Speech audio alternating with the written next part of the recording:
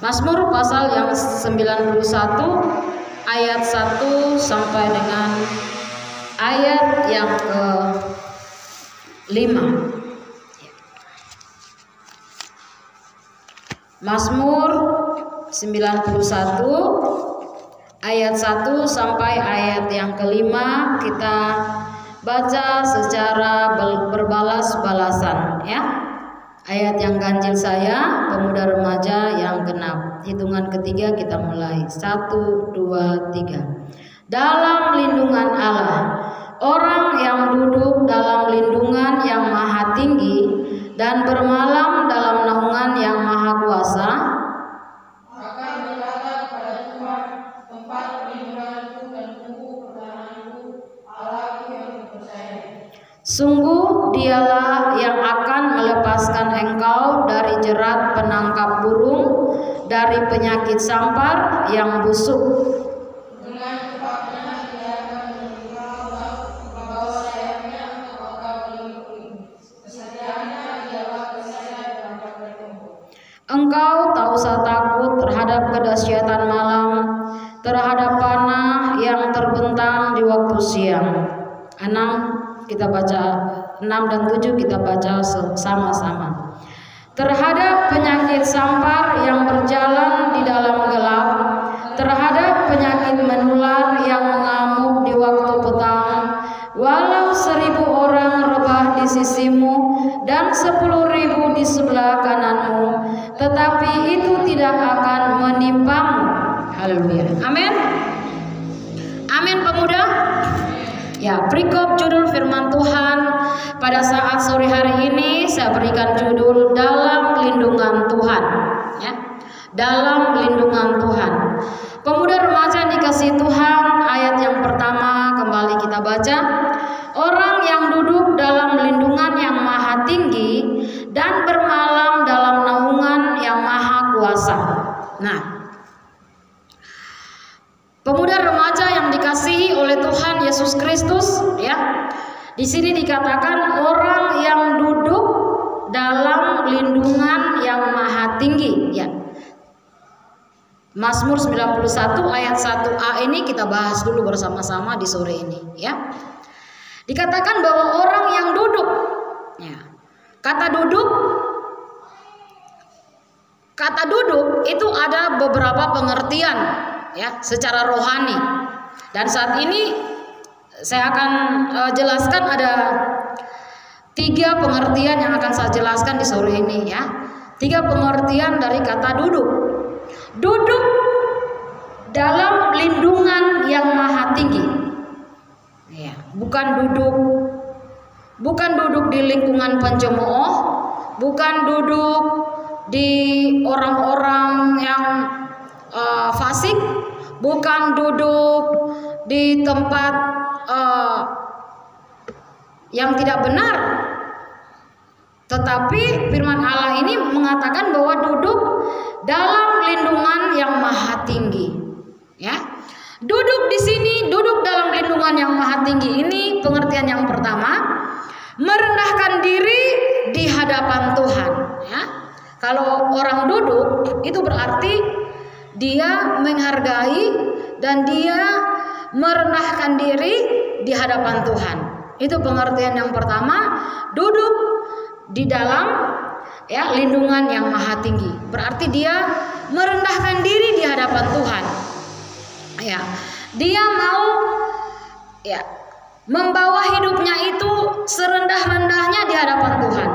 Itu yang dimaksud dengan kata duduk di hadapan Tuhan yang maha tinggi, ya. Kita buka bersama dulu 2 Tawarik 12 ayat 12, ya. 2 Tawarik 12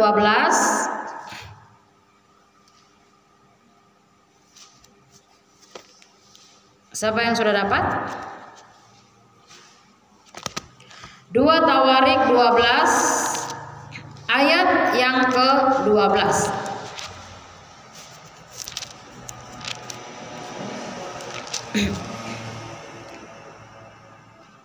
Oleh sebab raja merendahkan diri, surutlah Tuhan kepadanya. Iya, stop dulu.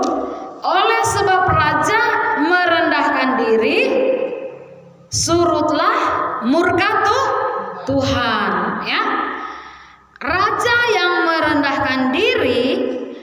di hadapan Tuhan ini maksudnya ya, maka murka Tuhan menjadi surut.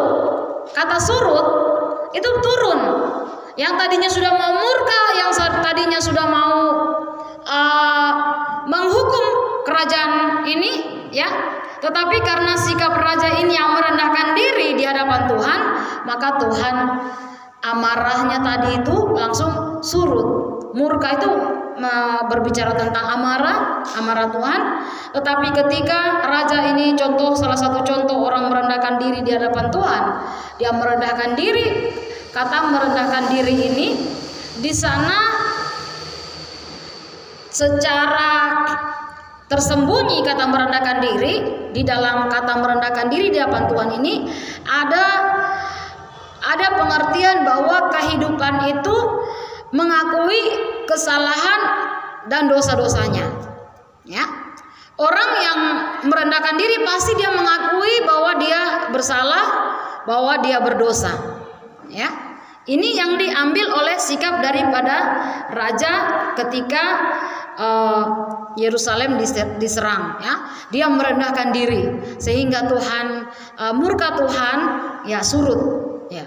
Kehidupan kita ketika kita merendahkan diri, duduk di hadapan Tuhan yang Maha Tinggi, merendahkan diri di hadapan Tuhan, atau kita mengaku bahwa kita ini ada kesalahan kita, ada kekurangan dan dosa kita di hadapan Tuhan, kita datang duduk kepada Tuhan, duduk di bawah kaki Tuhan, kita mengakui hanya kepada Tuhan tempat perlindungan kita. Maka ketika sekalipun mungkin amarah, bencana itu akan menimpa dunia, tetapi orang-orang yang merendahkan diri di hadapan Tuhan, dia akan ada dalam perlindungan. Ayat-ayat selanjutnya nanti akan kita lihat di sana bagaimana perlindungan Tuhan, penyertaan Tuhan bagi seseorang yang duduk di hadapan Tuhan. Ya, saya ulangi lagi, kata duduk di hadapan Tuhan berarti kehidupan itu merendahkan diri di hadapan Tuhan. Dan merendahkan diri di hadapan Tuhan itu berarti dia mengakui segala kelemahan, segala dosa-dosa yang telah dia lakukan dan memohon pengampunan dari Tuhan. Dan akibat dari merendahkan diri, murka Tuhan tidak akan menimpa kita. Amin. Amin. Siapa di sini yang mau kena murka? Tentu tidak ada yang mau ya. Semua rindu supaya Tuhan melindungi. Makanya judul firman Tuhan ini dalam lindungan Tuhan. Seseorang yang ada dalam lindungan Tuhan adalah seseorang yang mau duduk di hadapan Tuhan, merendahkan diri di hadapan Tuhan, mengakui kelemahan dan kekurangannya di hadapan Tuhan. Itu orang-orang yang pasti yakin pasti akan ada dalam perlindungan ya. Murka Tuhan atas manusia ketika kehidupan itu tidak merendahkan diri. Sudah salah tapi tidak mau mengaku salah. Sudah berdosa tapi tidak mau mengaku berdosa. Ini hal yang akan membuat murka Tuhan menimpa kehidupan tersebut. Bentuk murka Tuhan itu ada banyak macam cara, nanti dalam ayat-ayat selanjutnya kita akan melihat. Tetapi orang yang berlindung dalam Tuhan, orang itulah orang yang mau duduk di bawah kaki Tuhan. Dialah yang akan tidak ditimpakan murka Tuhan, tetapi dia akan aman dalam perlindungan Tuhan. Ya, aman dalam perlindungan Tuhan. Ya. Sikap yang kedua ke arti dari kata duduk, yaitu ada sikap yang mau bercakap-cakap dengan Tuhan, ya, yang mau berinteraksi, bergaul karib dengan Tuhan. Itu pengertian kedua dari kata duduk. Kata duduk dalam pengertian ini, duduk dalam lindungan Tuhan adalah orang yang mau bergaul karib dengan Tuhan. Amin. Amin. Mari kita periksa kondisi kita saat ini. Seorang pemuda-pemudi yang ada, remaja yang ada, sudahkah engkau bergaul karib dengan Tuhan hari-hari terakhir ini? Ya, ada banyak hal yang akan membuat kita semakin menjauh dari Tuhan, semakin tidak bergaul karib dengan Tuhan. Ya, kalau kita rindu berada dalam perlindungan Tuhan, ya, maka mari kita mengambil sikap duduk di hadapan Tuhan, yaitu dalam pengertian sikap mau bergaul karib dengan Tuhan. Amin. Amin. Ya, bergaul karib dengan Tuhan ini ketika duduk di hadapan Tuhan, ya, mau menyenangkan Tuhan, memuji Dia, menyembah, mengagungkan Tuhan, ya, memuja, menyembah Tuhan. Itu yang disebut bergaul karib dengan Tuhan. Ya, ada banyak contoh-contoh dalam Alkitab kehidupan yang bergaul karib dengan Tuhan.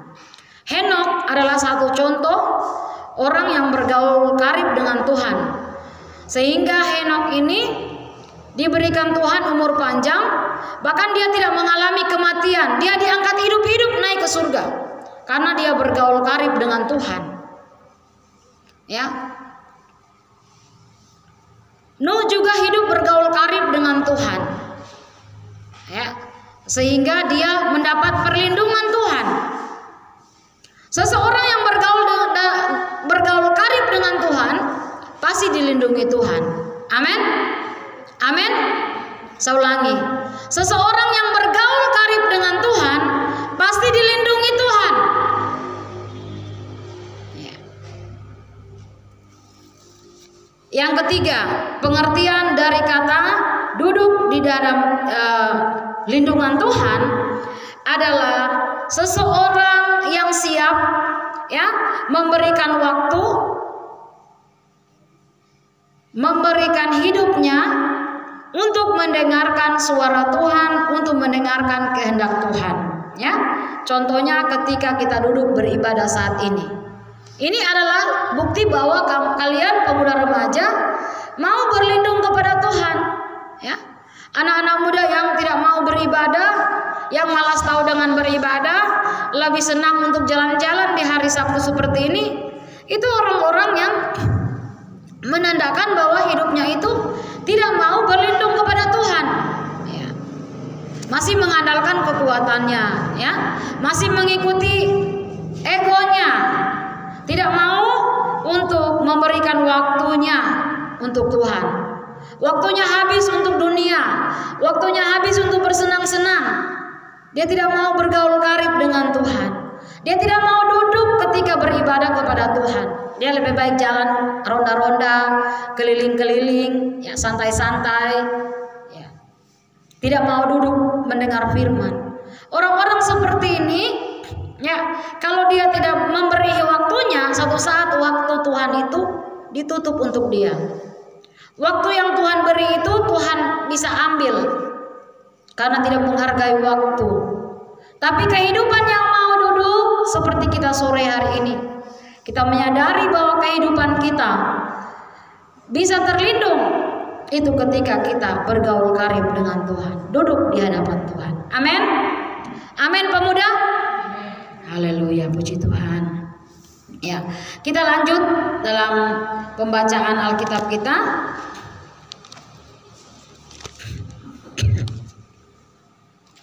Mazmur 91 tadi, ya. Ayat yang kedua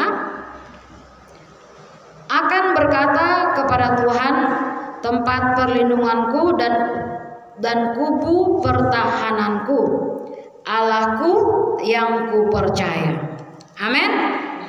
Ya, tempat perlindungan. Dia orang-orang yang mau duduk berlindung kepada Tuhan, dari mulutnya itu mengakui. Ya, dalam ayat ini pengertiannya begini. Ayat 1 tadi berkata bahwa orang yang duduk dalam lindungan yang maha tinggi dan bermalam dalam naungan yang maha kuasa, dari mulutnya, ayat yang kedua, dari mulutnya dia akan berkata bahwa Tuhan itu tempat perlindungannya. Amin. Dia akan berkata bahwa Tuhan itu adalah kubu pertahananku. Ya. Apa itu kubu? Kubu pertahanan. Ya. Pengertian kubu pertahanan itu apa? Siapa bisa jawab? Ya. Kubu pertahanan itu apa? Grace. Glory. Kubu pertahanan. Fani. Apa itu kubu pertahanan?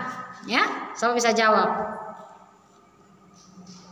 Kubu pertahanan itu adalah seperti benteng penjaga. Itu kubu pertahanan. Kubu pertahanan itu benteng. Benteng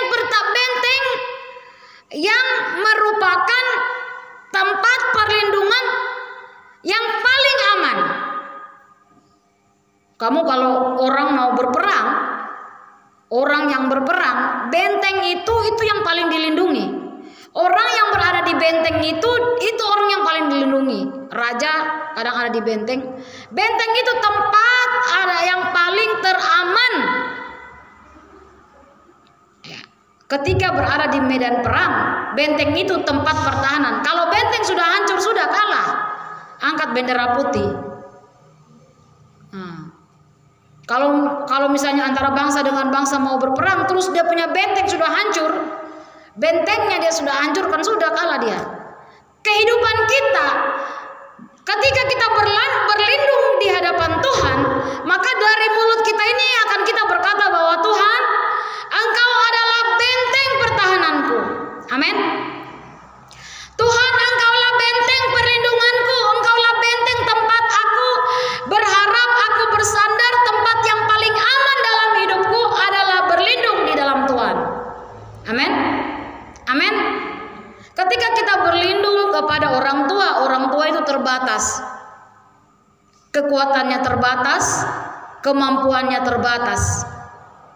Berlindung pada pendeta juga terbatas. Tetapi berlindung kepada Tuhan, dia adalah benteng pertahanan yang tidak terbatas. Katakan amin. Amin. Orang yang mau berlindung pada Tuhan, dia akan selalu berkata, terima kasih Tuhan, aku menyerahkan hidupku kepadamu karena Engkau adalah benteng pertahananku, tempat yang teraman dalam hidupku. Ya. Itu yang harus kita lakukan di hari-hari terakhir ini. Sebagai seorang pemuda, sebagai seorang remaja, kita mengakui kita lemah tanpa Tuhan.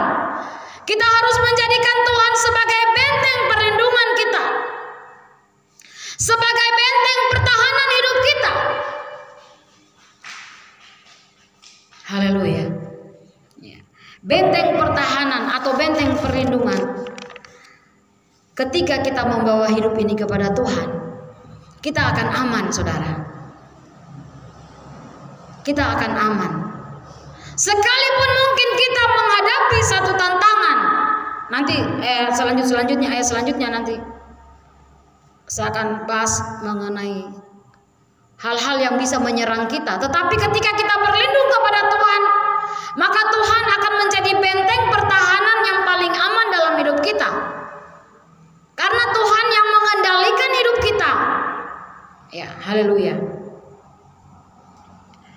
Kehidupan yang menjadikan Tuhan sebagai benteng, dia mempercayai. Ya, dia sangat mempercayai Tuhan. Contoh ya, contoh. Misalnya orang itu menjadikan bahwa di tempat, misalnya di tempat di SP4 itu tempat yang teraman, maka ketika ada bencana alam di Pravi ini, orang-orang akan lari di SP4. Ya. Ketika ada misalnya banjir bandang, orang-orang lari mungkin naik ke gunung. Sana tempat yang paling aman. Dia percaya di sana tempat aman, makanya dia pergi. Kalau dia tidak percaya, tidak mungkin dia pergi, ya kan? Nah, seseorang yang menjadikan Tuhan sebagai benteng perlindungan, berarti dia mempercayai bahwa Tuhan itu benar-benar dahsyat, Tuhan itu benar-benar kuat, Tuhan itu benar-benar berkuasa untuk melindungi kehidupannya. Dia mempercayai Tuhan dengan sepenuh hatinya. Dia tidak meragukan akan kuasa Tuhan. Dia tidak meragukan akan kemampuan Tuhan untuk melindungi kehidupannya. Dia sangat percaya Tuhan. Kita juga sebagai anak muda, ketika kita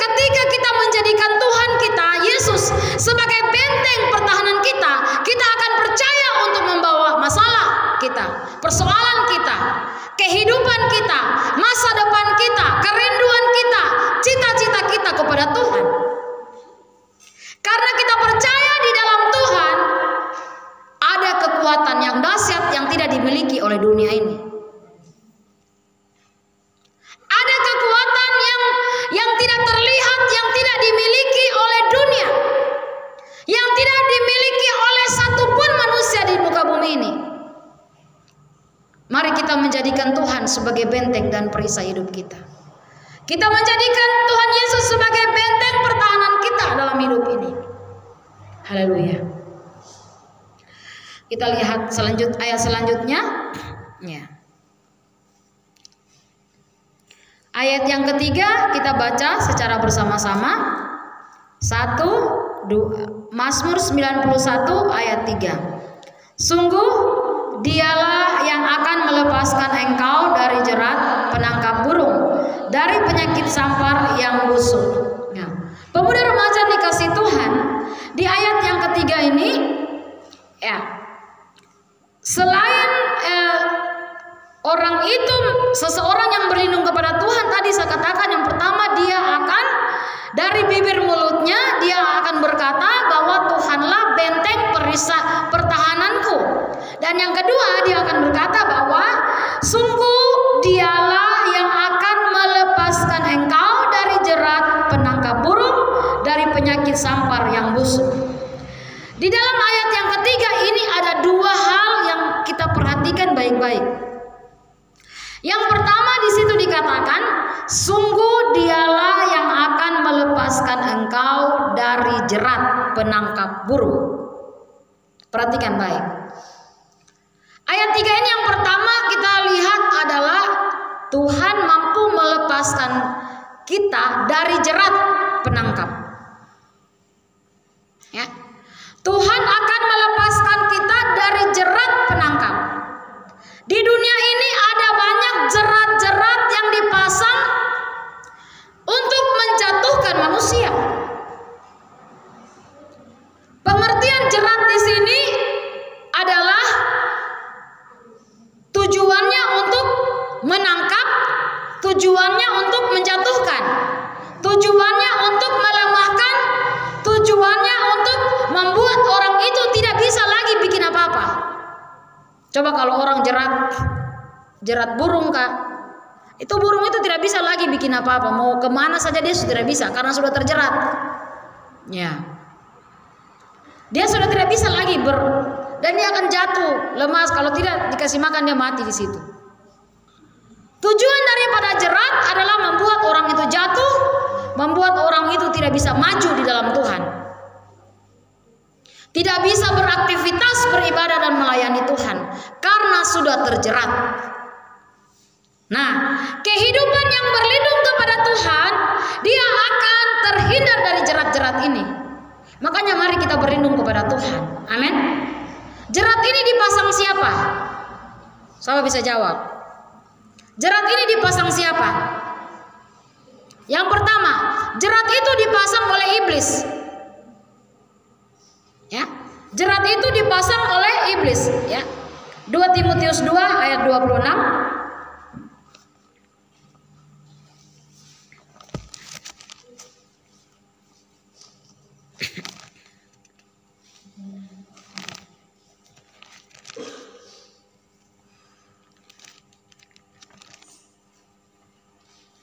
Dua Timotius 2 ayat 26, baca keras.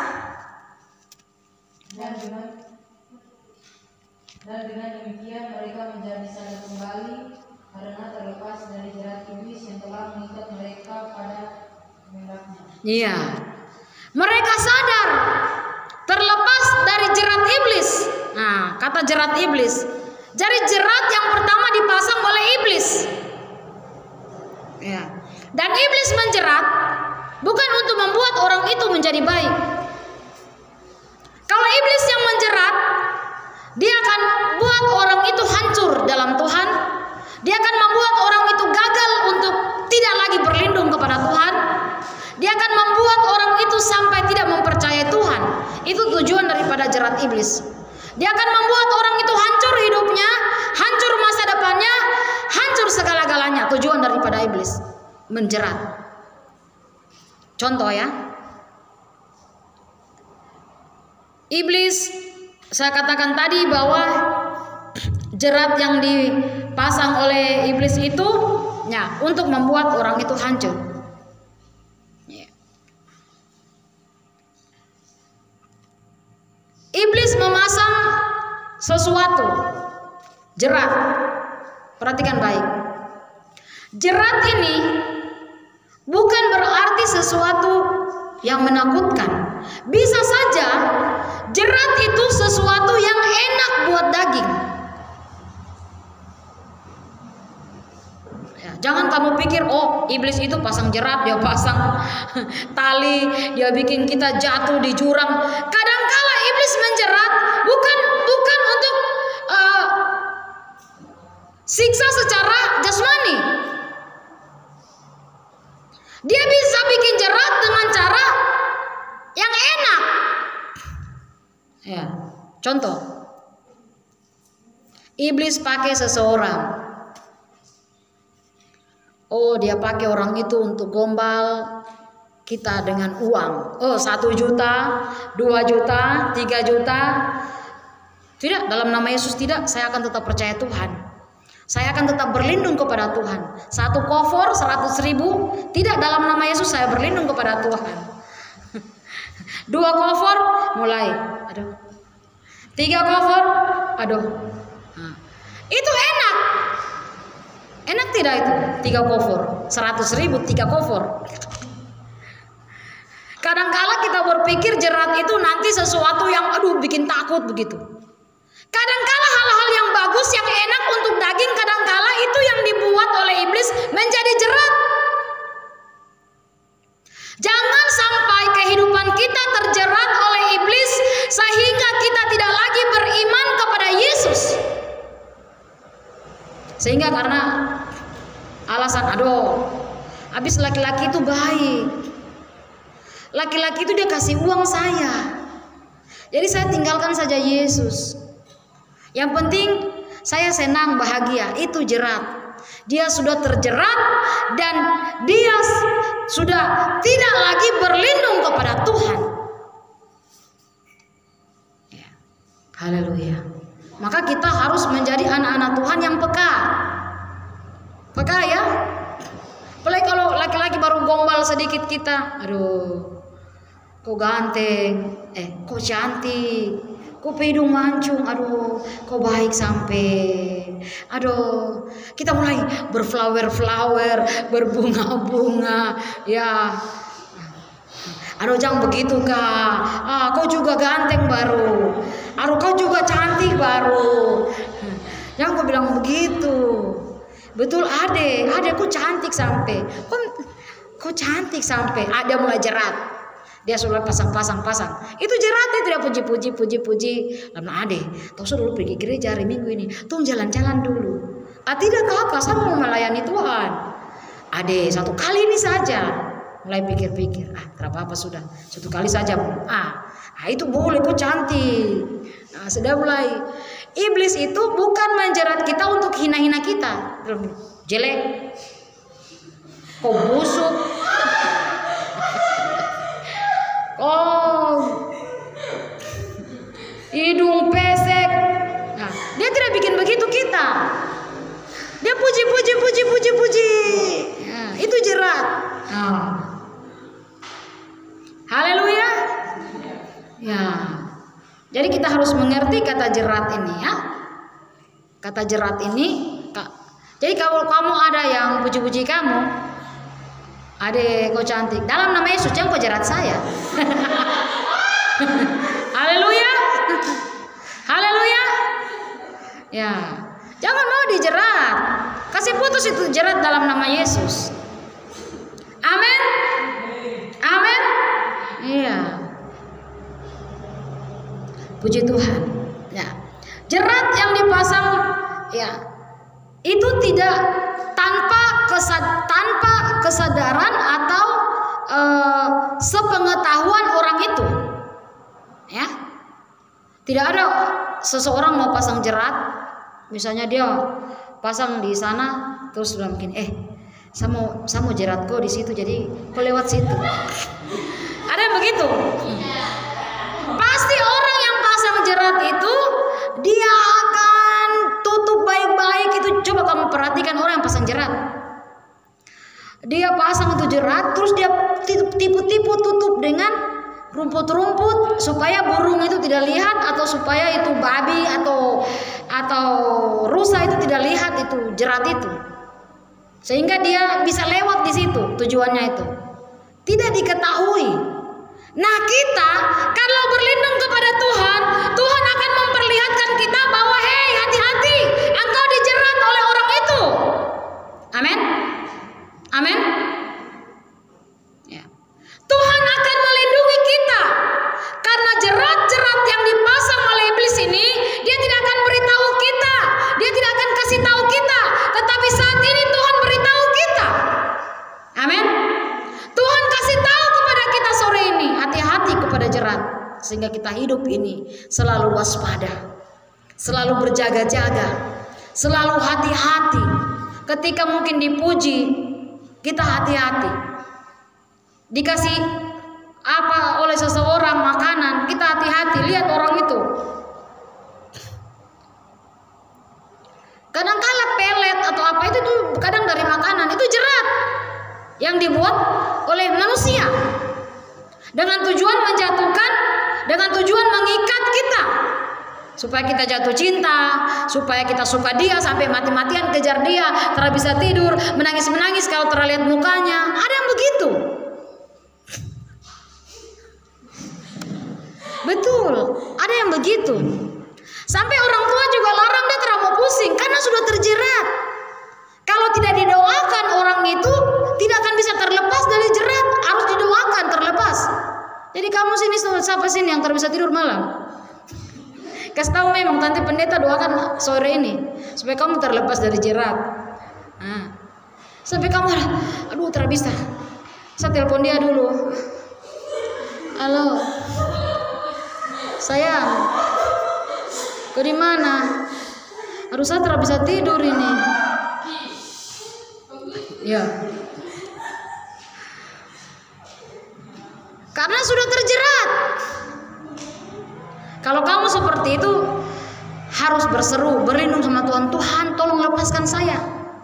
Dalam nama Yesus, dia punya muka sudah terbayang, darah Yesus keluar kok. Pergi kok. Nah gitu. Amin.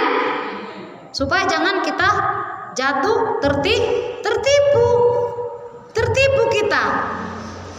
Nah, tadi saya katakan bahwa jerat itu dibuat tanpa orang itu sadar.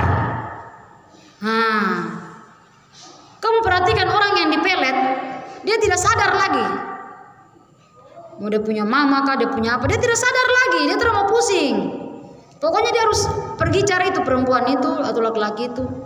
Sampai agama pun dia bisa, itu jerat. Makanya kita anak-anak muda berlindunglah kepada Tuhan.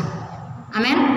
Berlindung kepada Tuhan artinya mau duduk di hadapan Tuhan, artinya mau merendahkan diri, mau bergaul karib dengan Tuhan, mau memberikan waktu untuk datang beribadah kepada Tuhan, mau memberikan waktu untuk bergaul karib dengan Tuhan. Itu adalah bukti orang yang berlindung kepada Tuhan. Sudahkah kita bergaul karib dengan Tuhan saat ini? Atau kita lebih banyak buang waktu kita untuk bergaul karib dengan dunia ini, sehingga waktu untuk kita dengan Tuhan sedikit, terlalu sedikit untuk Tuhan. Sedangkan yang kita mau minta kepada Tuhan terlalu banyak. Tetapi waktu untuk kita bergaul karib dengan Tuhan terlalu sedikit.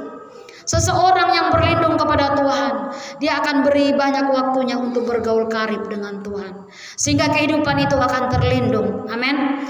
Sehingga orang itu akan selalu ada dalam perlindungan Tuhan, terlindung dari jerat. Dan berikut, terlindung dari apa lagi tadi? Ya, dari Mazmur 91 ayat yang ketiga, dari ayat 3b, dari penyakit sampar yang busuk. Ya. Apa itu penyakit sampar? Penyakit sampar ini bukan berarti nama dari salah satu penyakit. Contoh macam batuk, sakit batuk.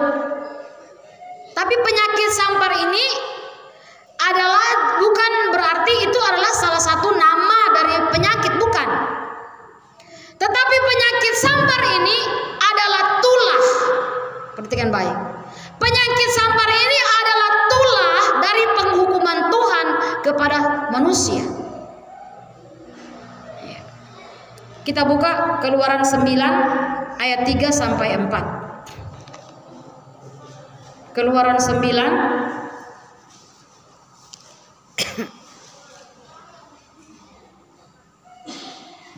ayat 3 sampai 4. Maka ternakmu yang ada di padang, kuda keledai, unta, lembu, sapi, dan kambing domba akan kena tulah Tuhan, yakni kena penyakit sampar yang dahsyat. Nah, itu contoh ya. Banyak di sini contoh-contoh penyakit sampar. Itu karena tulah, bukan karena sakit, karena misalnya tidak menjaga kesehatan, tidak menjaga makan, ya, bukan itu. Tetapi penyakit sampar yang dimaksud ini adalah tulah karena penghukuman Tuhan. Ya. Kita melihat sekarang seperti wabah sekarang, ya, penyakit COVID yang bukan hanya menyerang satu negara, seluruh dunia. Itu adalah suara Tuhan yang kita harus lebih datang berlindung kepada Tuhan. Dan kita percaya orang-orang yang berlindung kepada Tuhan ada dalam pemeliharaan Tuhan, ada dalam pembelaan Tuhan. Kalau dia sakit, Tuhan akan bela dia, Tuhan akan sembuhkan dia. Tuhan akan melindungi orang-orang yang datang berlindung kepada Tuhan. Ya, Tuhan akan lindungi orang-orang itu. Maka dari itu kita mari sebagai anak-anak muda remaja, mari kita mulai saat sore ini kita mau datang berlindung kepada Tuhan. Kita lihat ayat yang ke 10. Malapetaka tidak akan menimpa kamu dan tulah tidak akan mendekat kepada kemahmu. Katakan amin. Katakan amin. Sebab malaikat-malaikatnya akan diperintahkannya kepadamu untuk menjaga engkau di segala jalanmu. Mereka akan menatang engkau di atas tangannya supaya kakimu jangan terantuk kepada batu. Haleluya. Amin. Kita harus menjadi orang-orang yang berlindung kepada Tuhan, sehingga kemanapun kita berada, malaikat Allah ada. Orang mau pelet kita, orang mau perdukunan, orang mau mempengaruhi kita, Tuhan akan segera melindungi kita. Tuhan akan memberitahukan kita, Tuhan akan menjauhkan kita dari panah api dari si jahat, asalkan kita mau berlindung kepada Tuhan. Tentu kita rindu untuk aman, ya, dalam lindungan Tuhan. Tapi mari, tadi ayat ini berkata bahwa kita berlindung kepada Tuhan adalah orang yang duduk, ya, yang mulutnya selalu mengakui dan mempercayai Tuhan dalam kehidupannya. Tuhan Yesus memberkati kita. Kita angkat satu pujian.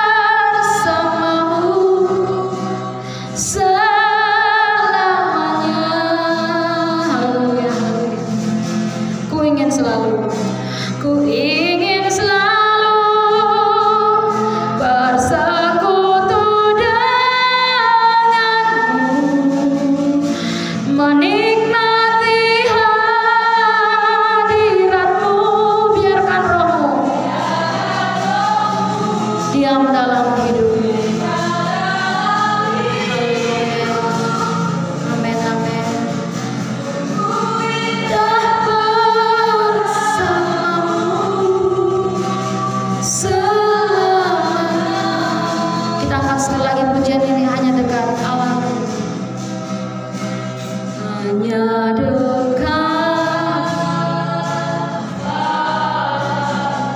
Nyanyikan pujian ini dengan sungguh-sungguh kepada Tuhan. Ketika engkau duduk di bawah kaki Tuhan, kita harus merendahkan diri serendah-rendahnya di hadapan Tuhan. Kita mengakui segala kelemahan dan dosa-dosa kita, segala kekurangan yang ada dalam diri kita. Kita mau akui kepada Tuhan.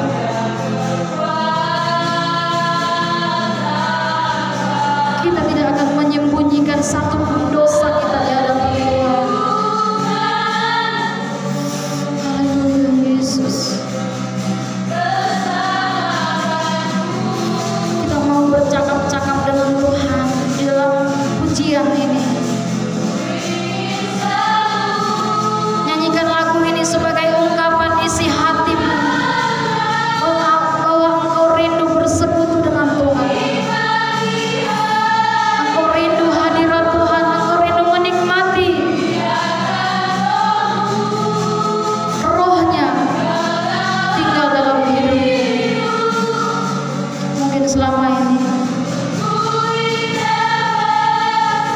terlalu sedikit waktu yang kita berikan untuk bergaul karib dengan Tuhan. Oh, sekali lagi. Haleluya, haleluya Yesus. Nyanyikan dengan iman.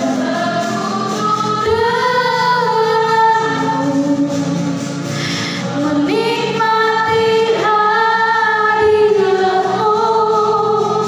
biarkan Roh-Mu tinggal dalam hidupku. Haleluya. Sungguh indah bersamamu selamanya. Selamanya. Ku ingin selalu, katakan dengan sungguh-sungguh, sebagai ungkapan isi hatimu. Ketika kita bersekutu dengan Tuhan, perlindungan Tuhan ada dalam hidup kita. Kita akan terhindar dari jerat-jerat yang dipasang oleh iblis, oleh manusia. Haleluya Yesus. Kita terhindar dari tulah penyakit sampar. Haleluya. Sebelum engkau menyembah Dia saat ini,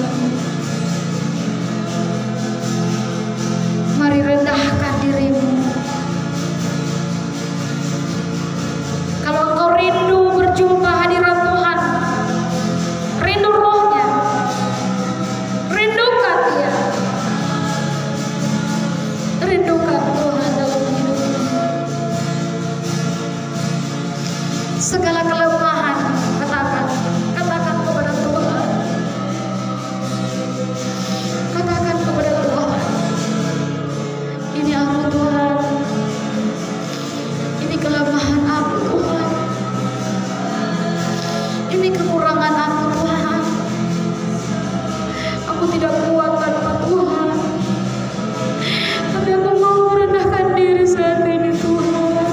Haleluya Yesus.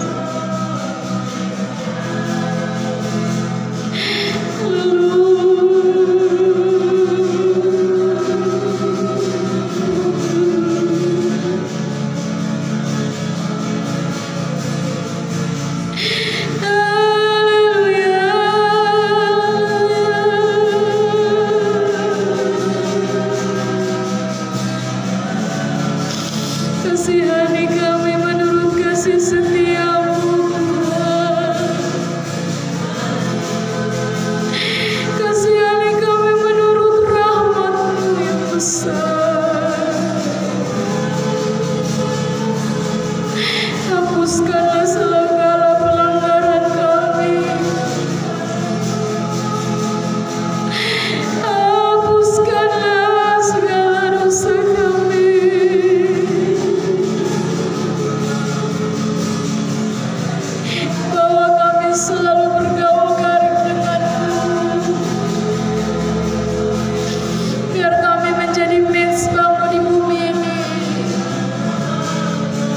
Sekalipun kami muda, kami mau menjadi misbah-misbah-Mu. Tolong kami,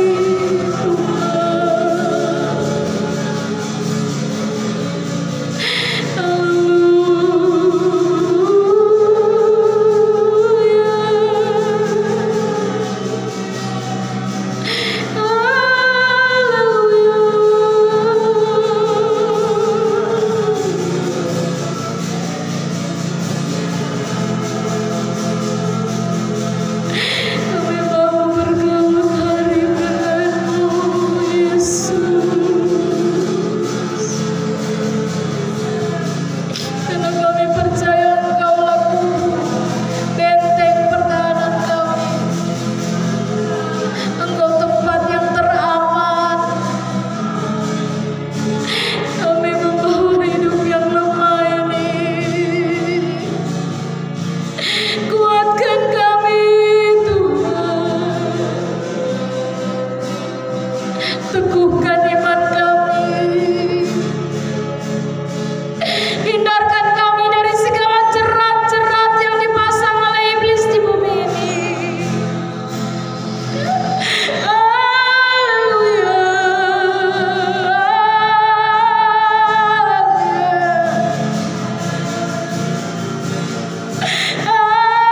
Haleluya.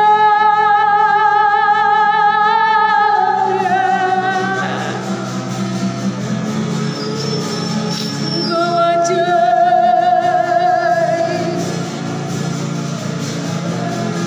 Engkau agung, Tuhan.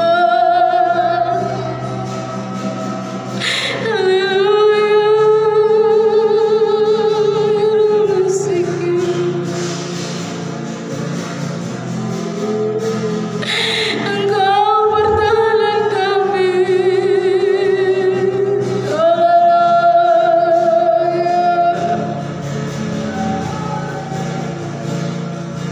Lihat anak-anak ini, Bapak. Kami mau bergaul karib dengan Engkau, Tuhan. Terima kasih, Tuhan. Terima kasih. Kita angkat sekali lagi. Ku bersyukur, Bapak. Ku bersyukur, Bapak. Ku bersyukur, Tuhan,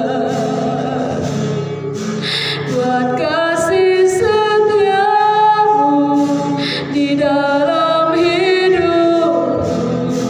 Ku bersyukur,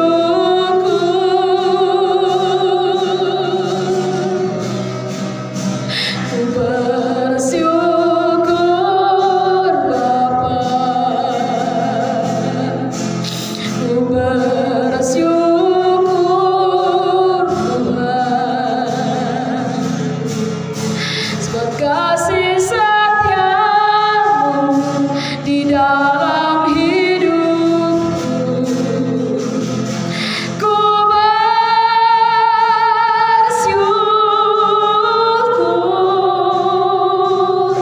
Tuhan.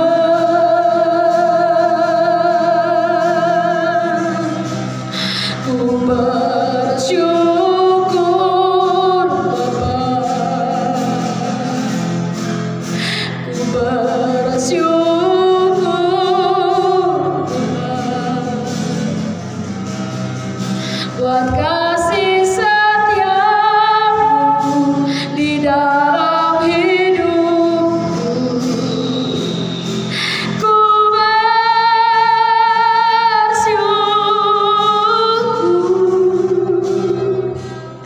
Tuhan. Haleluya. Terima kasih, Tuhan, untuk kemurahan bagi kami saat sore ini. Kami ada sampai saat ini bukan karena kuat dan gagah kami, tapi semua karena anugerah-Mu, kasih setia-Mu dalam hidup kami.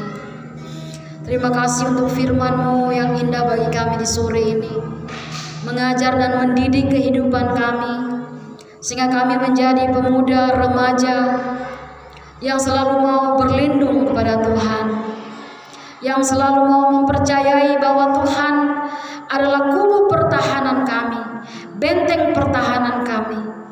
Ajari kami di hari-hari terakhir ini untuk selalu hidup bergaul karib dengan Engkau Bapa. Jangan biarkan kasih kami menjadi dingin, menjadi suam oleh karena jerat-jerat yang dipasang oleh iblis, yang dipasang oleh manusia untuk melemahkan kami, untuk menjauhkan kami dari kasih karunia-Mu. Tolong kami jika ada di antara pemuda remaja yang saat ini terikat, terjerat oleh kuasa-kuasa kegelapan yang dipasang oleh iblis, yang dipasang oleh manusia, oleh pelet, oleh kuasa setan, kami perintahkan, kami putuskan, kami hancurkan di dalam nama Yesus. Darah anak domba Allah membebaskan hidupnya, membebaskan dia dalam nama Yesus. Dia menerima Yobel dari Tuhan, kemenangan dari Tuhan dalam nama Yesus. Darah anak domba Allah berkuasa. Kami berdoa untuk pemuda remaja yang menghadapi tantangan-tantangan hidup. Tuhan kuatkan, teguhkan mereka. Setiap persoalan, pergumulan hidup mereka, tantangan yang mereka alami tidak akan membuat mereka lemah, tetapi mereka akan tetap berjalan maju dalam perlindungan yang aman di dalam Tuhan. Berkati masa depan, cita-cita mereka, kerinduan mereka, Tuhan memberkati. Terima kasih Tuhan Yesus. Pemuda remaja yang kasih Tuhan, kembalilah ke rumahmu, jadilah engkau berkat, jadilah engkau teladan, dan terimalah berkat dari Tuhan.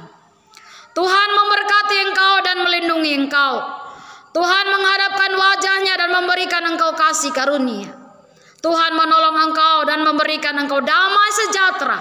Dalam nama Bapa, Sang Putra, dan Roh Kudus. Dalam nama Tuhan Yesus Kristus. Haleluya. Amin.